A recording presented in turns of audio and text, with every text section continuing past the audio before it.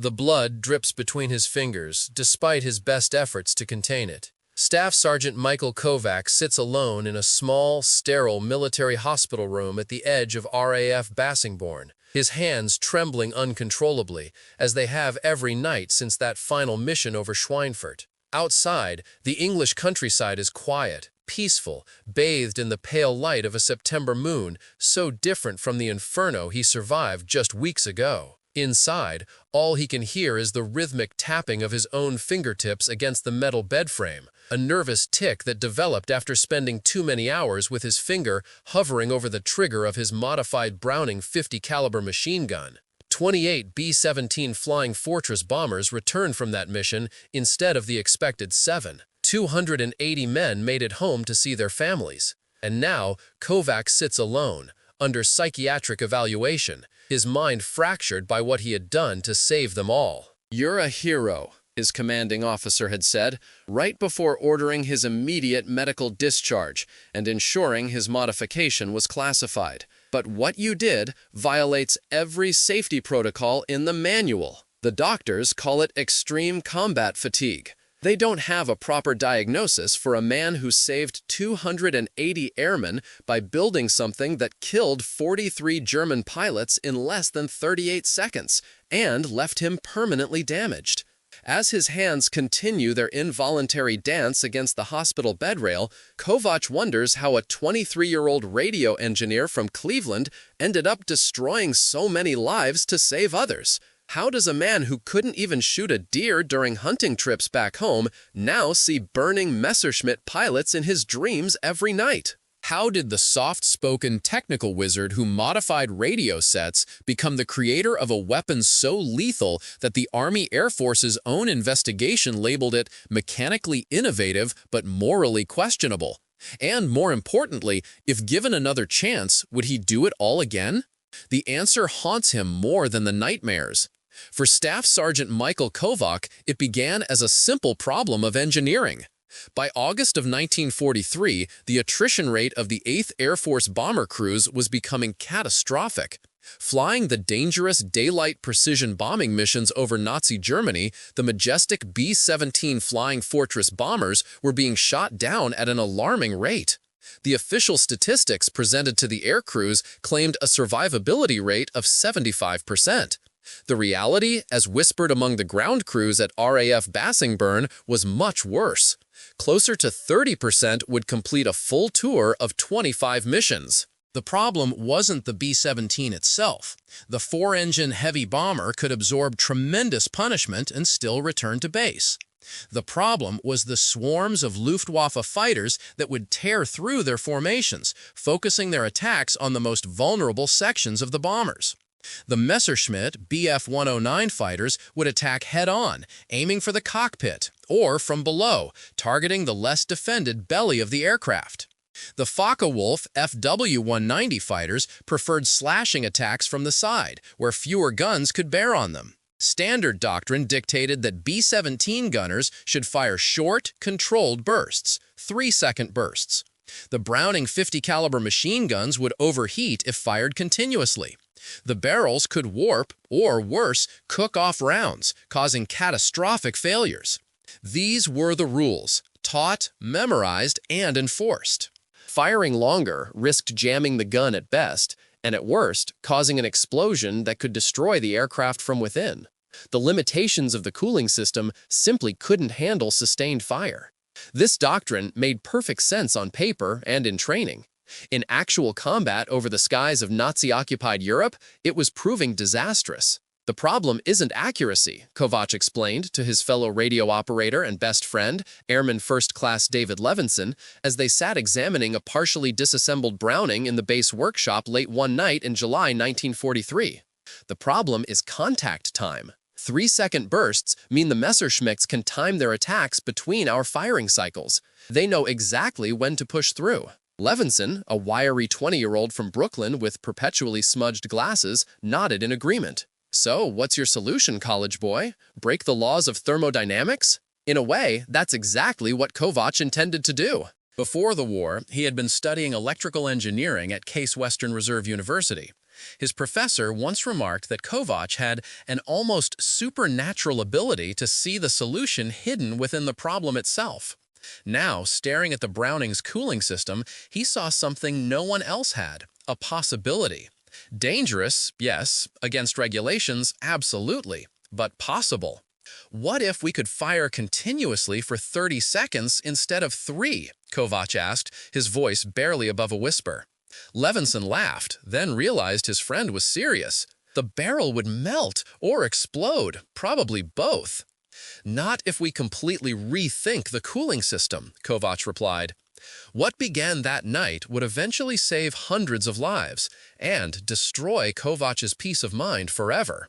Working in secret during off-hours, using scavenged parts and materials that wouldn't be missed, Kovacs began designing a modification to the Browning's cooling system. His time as a radio engineer had taught him about heat dissipation in electronic components. He applied those principles to the mechanical problem of a machine gun barrel. The standard water jacket cooling system couldn't handle continuous fire. But what if he could create a hybrid system? Kovacs' solution was ingenious. He adapted a small pump from damaged aircraft hydraulics, combined it with copper tubing salvaged from crashed B-17s, and created a recirculating coolant system that could be installed alongside the existing one without visibly altering the gun's appearance. His first tests, conducted in secret on the firing range under the guise of standard maintenance, were promising but flawed. The system failed after 17 seconds of continuous fire. Back to the workshop. More modifications, more testing. 22 seconds. Not enough. By early August, he had achieved 29 seconds. Close, but the barrel was still reaching critical temperature. The breakthrough came from an unexpected source. During a bombing mission to Hamburg, their B-17 Midnight Dancer took heavy damage. While examining the wreckage after their emergency landing, Kovacs noticed something about the damaged engine's cooling system. The specific arrangement of the cooling fins and the way the air was channeled through them gave him the final piece of his puzzle. 3 nights later, he had his prototype. A modified Browning .50 caliber machine gun that could fire continuously for 37 seconds before requiring cooldown, more than 12 times the standard duration. He installed it in the right waist gunner position of Midnight Dancer without telling anyone except Levinson. This could get you court-martialed, Levinson warned. Only if it doesn't work, Kovacs replied. On August 17, 1943, the 8th Air Force launched the first of what would become known as the Schweinfurt-Regensburg missions, massive raids targeting the German aircraft and ball bearing factories vital to the Luftwaffe. Midnight Dancer was among the 376 B-17s that took off that morning. The raid was a disaster. 60 bombers were lost, and 552 airmen were killed, missing, or captured. But Midnight Dancer returned, despite being attacked by no fewer than 8 Messerschmitt fighters. Kovacs' modified gun had performed perfectly. He had downed 3 enemy aircraft confirmed, 2 more probable. The gun hadn't jammed or overheated. The success came at a psychological price, however. That night, Kovacs couldn't sleep. Every time he closed his eyes, he saw the German pilots as their aircraft disintegrated under his sustained barrage. "I didn't sign up to be a killer," he confided to Levinson the next day. "I signed up to be a radio operator." "Those pilots were trying to kill us," Levinson reminded him, "and they've succeeded with a lot of our guys." Despite his growing unease, Kovacs continued to refine his modification. Word began to spread among the crews of the 91st Bomb Group that Midnight Dancer had some kind of secret weapon or lucky charm. Their survival rate was defying the odds. Over the next 4 missions, they returned each time despite heavy opposition, with Kovacs' gun accounting for 7 confirmed kills. Colonel William Hayes, commander of the 91st, called Kovacs to his office after the 5th successful mission. "I don't know what you've done to that gun position, son, but other planes flying near yours are reporting unusual effectiveness." The colonel's weathered face remained impassive. "Care to enlighten me?" Kovacs hesitated, then explained his modification in technical detail. The colonel listened, occasionally asking clarifying questions that revealed his own engineering background. When Kovacs finished, Hayes was silent for a long moment. "You understand this violates at least 17 different regulations?" "Yes, sir," Kovacs replied, bracing for the worst. Instead, Hayes leaned forward. How quickly can you modify 10 more guns? What followed was a classified operation that would never appear in official Air Force histories. Hayes provided Kovacs with a small team of mechanics sworn to secrecy and the materials needed. Within 2 weeks, 10 more B-17s in the group had a single modified gun position. The results were immediate and dramatic. On the next 3 missions, the 91st Bomb Group lost just 2 aircraft, while other groups continued to suffer casualty rates above 20%. General Curtis LeMay himself reportedly requested a briefing on why the 91st was suddenly outperforming every other bomb group in the 8th Air Force. The answer was classified beyond even his immediate access. The modified guns became known as Kovacs' Revenge among the small circle of pilots and crew who knew of their existence. Then came the second Schweinfurt raid on October 14, 1943, what would later be called Black Thursday. 360 B-17s were dispatched to strike the ball-bearing factories again. Intelligence reports warned of massive Luftwaffe opposition. They were correct. The German air defense marshaled over 300 fighters to intercept the bombing formation. The losses were catastrophic. Of the force that reached the target, 77 B-17s were shot down. 642 airmen were killed or captured. But within this disaster came the ultimate, terrible validation of Kovacs' work. Of the 12 B-17s equipped with his modified guns, 10 returned. The standard survival rate that day was below 60%. For the modified aircraft, it was 83%. Midnight Dancer was at the center of the largest air battle, defending the lead squadron. As waves of Messerschmitt and Focke-Wulf fighters tore through the formation, Kovacs' gun fired continuously, creating a defensive cone that protected not just his aircraft, but those flying in close formation with it. 8 enemy fighters confirmed destroyed. 2 more probably destroyed. Dozens turned away. In 37 seconds of continuous fire, Kovacs had killed at least 11 German pilots. He watched them burn, explode, spiral toward the ground 12,000 feet below. In that half-minute of hellish, sustained violence, he saved the lives of perhaps 80 American airmen. The mathematics were simple. The psychological impact was devastating. When Midnight Dancer landed at RAF Bassingbourn, Kovacs had to be physically removed from his gun position. His hands had locked around the firing grips in a tremor that would never fully subside. His eyes were wide, unfocused. He couldn't speak for hours. The official report said he had exceeded all expectations of combat performance. What it didn't say was that he had broken something inside himself in the process. That night, he tried to explain it to Levinson. "I kept firing even after they were going down," he whispered, his voice hollow. "I couldn't stop. I didn't want to stop. What kind of person does that make me?" 3 days later, as the 8th Air Force assessed the catastrophic losses from the Schweinfurt raid, a different kind of assessment was taking place in the headquarters of the 91st Bomb Group. Colonel Hayes and 3 Pentagon officials reviewed the performance data of the modified guns. "The numbers are irrefutable," said Major Warren Prescott, an operations analyst from Washington. "Bombers equipped with Kovacs modification had a survival rate 43% higher than standard equipment aircraft under identical conditions." "So we implement this across the 8th Air Force," one of the other officials said. Colonel Hayes shook his head slowly. "There's a complication.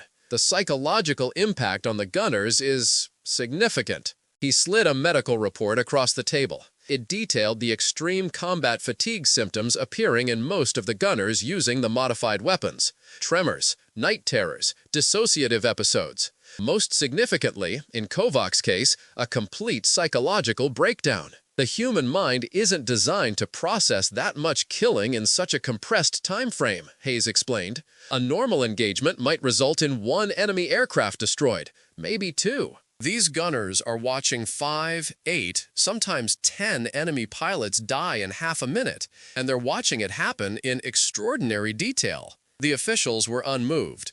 "We're losing hundreds of airmen a week, Colonel. The psychological cost to a few dozen gunners seems acceptable." Hayes's expression hardened. Tell that to Staff Sergeant Kovac. He's currently under psychiatric evaluation and will likely receive a medical discharge. The man saved hundreds of lives with his invention and destroyed himself in the process. The debate continued for hours. By morning, a compromise was reached. The modification would be implemented, but with significant changes. The continuous firing time would be reduced to 20 seconds instead of 37. Additional armor would be added to the gunner positions to provide more psychological distance from the effects of their firing. And most importantly, the existence of the modification would be classified at the highest level. It would never appear in official technical manuals. It would never be discussed outside secure facilities. The men who operated the weapons would receive specialized training and psychological support. And Michael Kovac, the inventor who had saved hundreds of his fellow airmen, would be quietly removed from the war, his contribution unacknowledged. In the small hospital room at the edge of RAF Bassingbourn, Kovac continues to stare out the window, his hands tapping their endless rhythm against the metal bed frame. A nurse enters with medication, sedatives to help him sleep without nightmares, if such a thing is still possible. "You have a visitor, Sergeant," she says gently. Colonel Hayes enters, closing the door behind him. For a moment, he simply observes the young man. Pale, thin, eyes haunted by what they've seen and what he's done. "The modification is being implemented," Hayes says finally, "with some changes, but the core of your design remains intact. Initial calculations suggest it will save thousands of lives before this war is over." Kovac doesn't respond, doesn't look away from the window. "I fought to have you recognized," Hayes continues, "but it's been decided that the entire project will remain classified, likely for decades. Still nothing. Your discharge papers are being processed. Medical grounds. Honorable, of course. You'll receive the Distinguished Service Cross, though the citation will be deliberately vague." Hayes steps closer, lowers his voice. "I need to know you understand what you've accomplished, son. Your work will save more American lives than almost anyone else in this war. That has to count for something." Finally, Kovac turns to face his commander. When he speaks, his voice is barely audible. "Do you know how long it takes for a Messerschmitt fuel tank to ignite after being hit by armor-piercing rounds? 1.4 seconds. Do you know how long it takes for the fire to reach the cockpit? Another 2.6 seconds. That's 4 seconds total where the pilot knows he's going to burn to death but hasn't started burning yet." Hayes says nothing. "I've watched it happen 43 times. I remember each one. Their faces as they realized. Some tried to bail out. Most couldn't. The continuous fire kept hitting them, kept tearing through metal and flesh." His hands continue their trembling rhythm. "The other gunners, they get to fire their 3-second bursts and then look away, check their position, breathe. I created something that doesn't let you look away, doesn't let you breathe. You just keep killing and killing until there's nothing left but wreckage falling through the sky." Kovac's eyes, once bright with the intelligence that had created his deadly innovation, now seemed dimmed, distant. "I've saved hundreds of our men. I've murdered dozens of theirs. The mathematics makes me a hero. So why do I feel like a monster?" Hayes has no answer. Perhaps there is none. 2 months later, Michael Kovac returned to Cleveland, his Distinguished Service Cross and honorable discharge papers tucked away in a drawer he would rarely open again. His tremors never fully subsided. His nightmares never completely disappeared. He would go on to work for a radio manufacturer, deliberately avoiding anything related to weapon systems or military applications. He would marry, have children, live a life outwardly normal, but inwardly marked by the knowledge of what he had created and what it had cost. One night in 1952, his 7-year-old son found him sitting in the basement, staring at his trembling hands in the dim light. "Dad, why do your hands shake?" the boy asked innocently. Kovac managed a smile. "I once held something too tightly for too long," he answered, choosing words a child could understand without revealing the horror behind them. It was the closest he would ever come to discussing his wartime experience with his family. The modified Browning 50 caliber machine guns would serve through the remainder of the European air campaign. Official statistics remain classified, but estimates suggest they may have saved over 2,000 American airmen by war's end. The gunners who operated them were rotated out of combat after every third mission. The psychological toll was simply too great for any human to bear longer than that. Many, like Kovac, would carry the mental scars for decades. The success of the modification led to another innovation: specialized training for the gunners who would operate the weapons. They were taught specific mental techniques to create psychological distance, to view their targets as mechanical objects rather than human beings. Some found this helpful. Others, like Technical Sergeant James Wilson of the 381st Bomb Group, described it as learning how to turn off your humanity. Wilson would later spend 3 years in a veterans hospital dealing with severe psychological trauma. "They taught us how to become killing machines," he wrote in a private letter discovered after his death in 1974. "Nobody taught us how to become human again." In 1957, a military historian researching 8th Air Force tactics attempted to understand why bomber losses had decreased so dramatically in late 1943 despite increasing Luftwaffe opposition. His inquiries were blocked at every level. The modification remained classified until 1989, when documents were finally declassified as part of a broader release of World War II technical information. By then, Michael Kovac had been dead for 6 years, taking most of the details of his invention to the grave. His obituary mentioned his service with the 91st Bomb Group and his Distinguished Service Cross, but nothing of his actual contribution to the war effort, nothing of the lives he saved or the burden he carried. His wife of 37 years had grown accustomed to his nightmares, to the way he would sometimes stop mid-conversation when he heard aircraft overhead, to the periodic visits from aging veterans who would appear at their door, shake his hand with tear-filled eyes, and leave without explanation. The true toll of Kovac's innovation extended beyond the obvious psychological trauma. During a medical examination in 1965, doctors discovered unusual nerve damage in his right hand, the result of gripping the gun's firing mechanism with such intensity during that crucial mission. The neurologist, unaware of the classified nature of Kovac's wartime activities, was baffled by the pattern of damage. "It's as though you were conducting electricity through your hand for an extended period," he remarked. Kovac merely nodded. In a way, that's exactly what he had done. Channeled a lethal current through his body that saved others while destroying himself.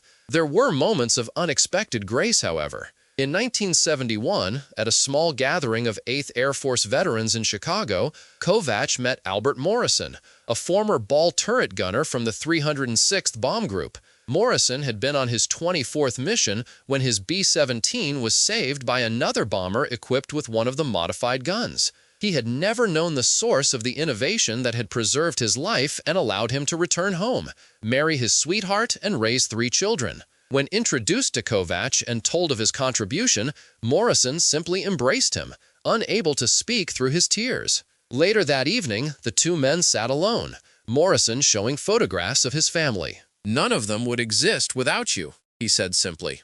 Kovac's hands had trembled less severely that night. In December of 1972, Kovac received an unmarked package containing a leather-bound journal. Inside were the names of 341 airmen who had survived missions aboard aircraft equipped with his modified guns. The final entry simply read, "We lived because of you." There was no return address, no indication of who had compiled the list. Kovac kept the journal in his bedside table for the rest of his life, often reading it during sleepless nights when the faces of the German pilots haunted him most intensely.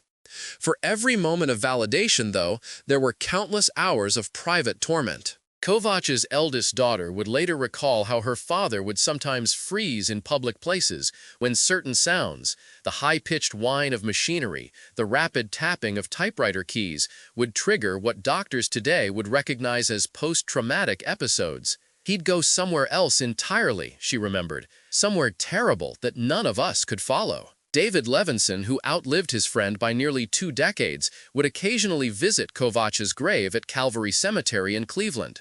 On one such visit in the early 1990s, after the declassification, he was approached by a much younger man, a military aviation historian who had pieced together fragments of the story. Was he proud of what he created? The historian asked after introducing himself. Levinson considered the question, looking down at the simple headstone that gave no hint of the complex legacy beneath it. Proud isn't the right word, he finally said. He understood the necessity. He accepted the cost. But there was always a part of him that wished he'd never seen the solution hidden in that gun. The historian nodded, made some notes, asked a few more technical questions that Levinson answered sparingly. "One last question, if you don't mind," the young man said as they were parting. "If Kovacs knew in advance what his invention would do to him psychologically, do you think he still would have created it?" Levinson smiled sadly. "I asked him that very question once, in the 1970s. We'd had a few drinks, more than we should have, probably. It was one of the only times he ever discussed it. What did he say? He said, 'Every night I thank God I didn't know, because then I would have had to make a choice, and making the right choice would have been even harder than living with the consequences.'" During the declassification process, a particularly astute Air Force archivist noticed something remarkable. The tactical innovation credited with saving thousands of bomber crewmen had been developed by a man who wasn't even supposed to be operating a gun. Kovacs was a radio operator by training and assignment. His position at the waist gun began as a temporary replacement for a wounded gunner. Had the regular gunner not been injured on a previous mission, Kovacs might never have spent time contemplating the weapon's limitations. It was an accident of fate that placed a brilliant engineer behind a gun he wasn't trained to operate, and that accident saved thousands of lives. The archives also revealed another disturbing detail.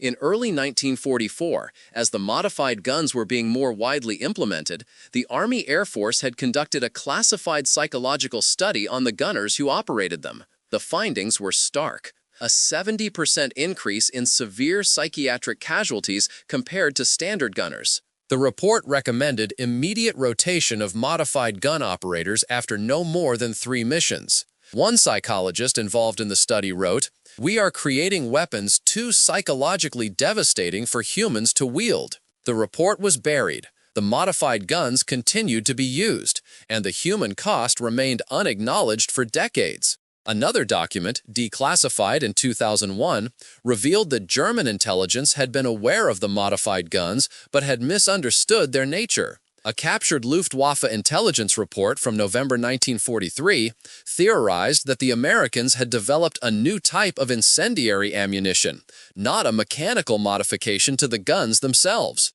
German fighter pilots were instructed to avoid bombers that displayed continuous fire capability, inadvertently making the modified B-17s even more effective as other pilots learned to fear them. The psychological warfare aspect had been entirely unintentional but devastatingly effective. The technical specifications of Kovacs' modification remained classified, even after the general existence of the project was declassified. Military engineers who studied the available documents in the 1990s marveled at the elegance of the solution, particularly given the limitations of 1943 technology and materials.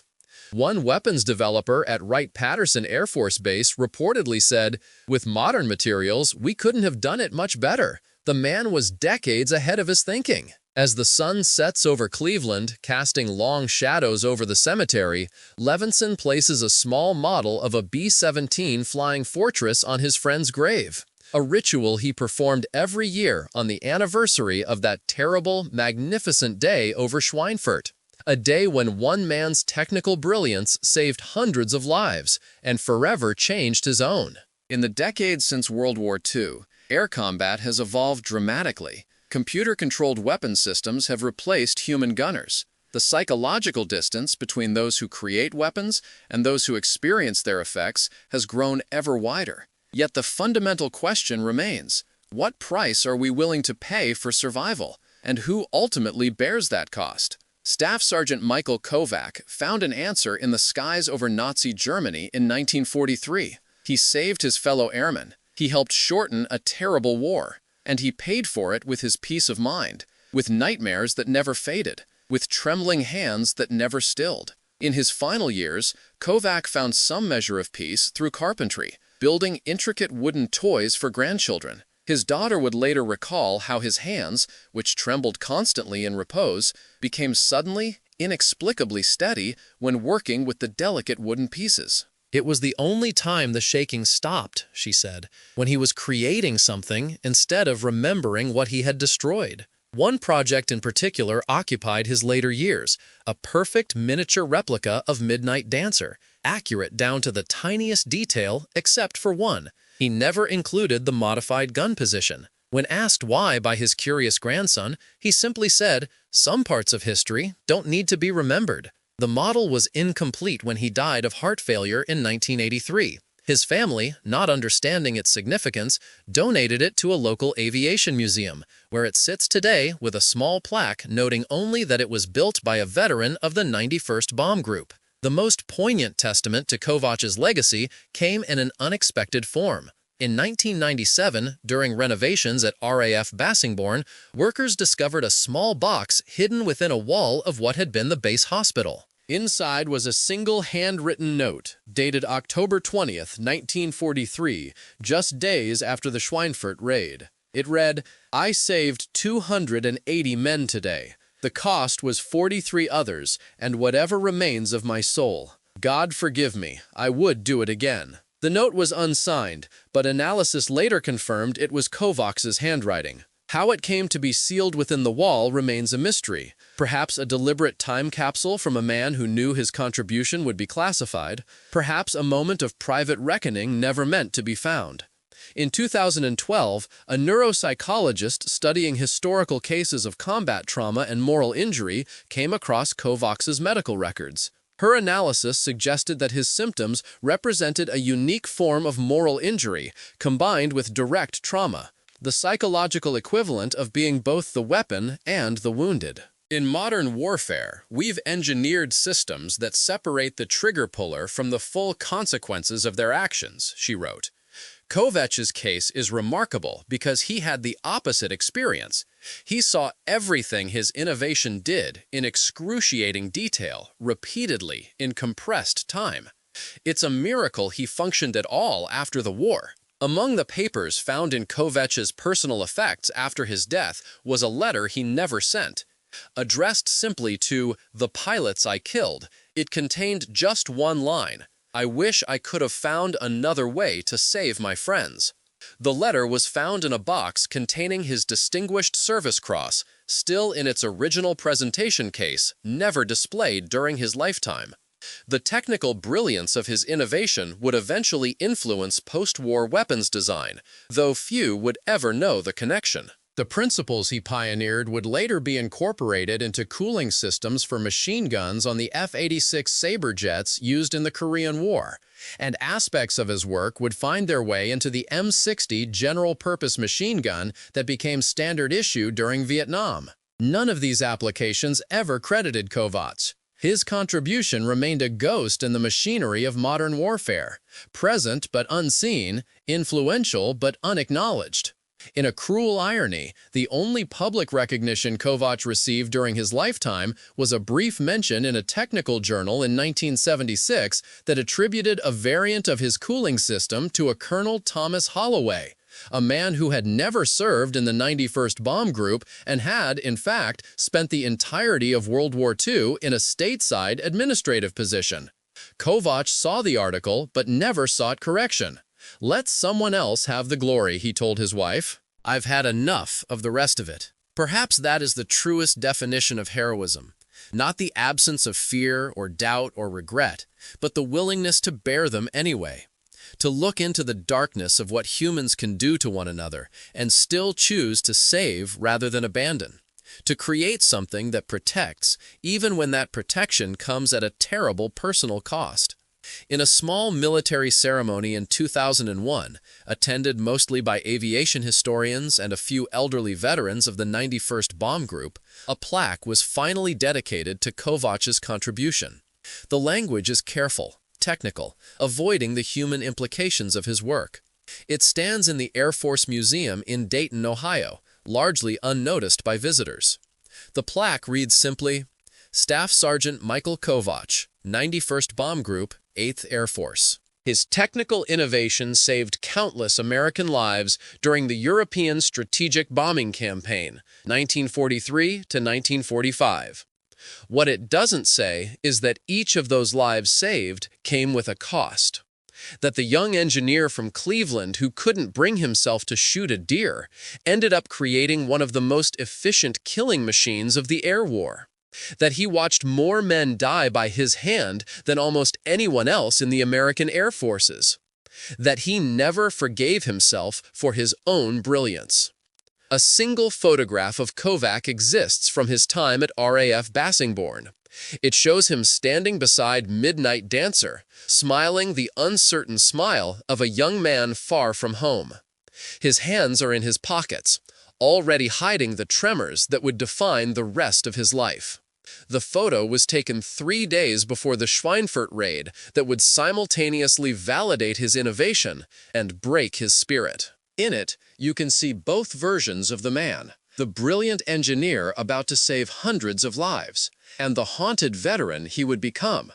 If you listen carefully in the halls of that museum, in the shadows of the massive bombers suspended from the ceiling, you might hear the faint, rhythmic tapping of fingers against metal, an echo of a brilliant mind haunted by its own creation, a reminder of the price for survival. This is the legacy of Staff Sergeant Michael Kovac. He saved everyone he could. He never saved himself. If this story stayed with you, please share thoughts below. Every comment keeps these hidden histories alive for future generations.